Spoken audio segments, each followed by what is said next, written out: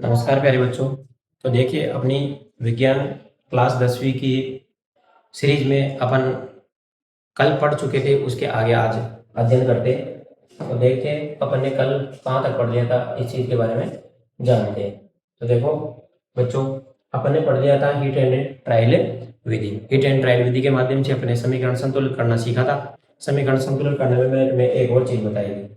देखो मैंने तुम्हें बताया था कि किस प्रकार से इसको किया जाता है। जैसे कि एक और उदाहरण देख लो, PbNO3 का होल थ्राइस 2 PbO, और ये यहाँ पर इसको संतुलित करके दिखा। तो ये है इस अभिक्रिया का क्वेश्चन पहले पूछा जा चुका है कि जब लेड नाइट्रेट, इसको क्या कहेंगे अपन, लेड नाइट्रेट का जब तापन किया जाता है, कौन सा तापन, तो PbO बनता है और एक भूरे रंग की गैस बनती है। कौन से रंग की? भूरे रंग की गैस बनती है। उस गैस का नाम पूछा था NO2 होता है। ये 2 साल पहले हर वार्षिक परीक्षा में पूछा गया था। तो ये इसको संतुलित करते तो वो भी ऐसे ही करेंगे, गुणांक लिखते, गुणांक लिखने के बाद उचित संख्या से गुणा करते। ये चीज अपन ने कर ली थी। उचित संख्या से गुणा करने के बाद पहले धातु को फिर अधातु को संतुलित करेंगे, उसके बाद आगे पढ़ेंगे। फिर देखो अपने इस चैप्टर का जो मेन पार्ट है, उस चीज को देखने से पहले अपने मन में एक चीज आनी चाहिए।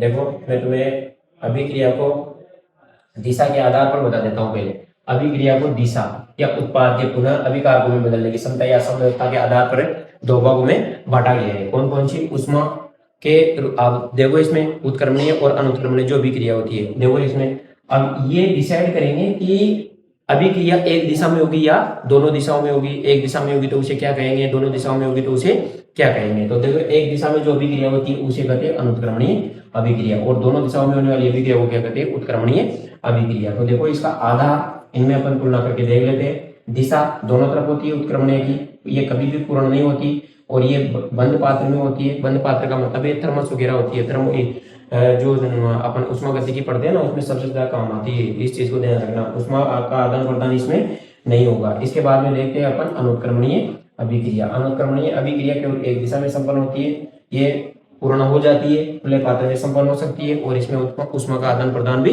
हो जाता है। ये उष्मा का आदान प्रदान किन किन के मध्य होता है, किन किन के मध्य नहीं होता है, ये चीज याद रखना सराउंडिंग ऑर्डर में। इसके अलावा देखना इसमें,